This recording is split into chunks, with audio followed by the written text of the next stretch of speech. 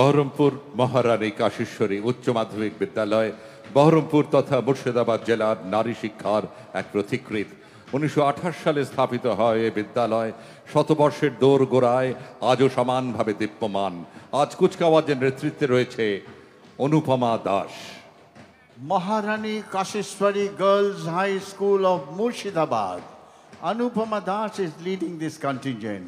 This school is our edifice of a women's education and culture. It is an edifice of women's education and culture. Maharani Kashishwari Girls High School of Murshidabad.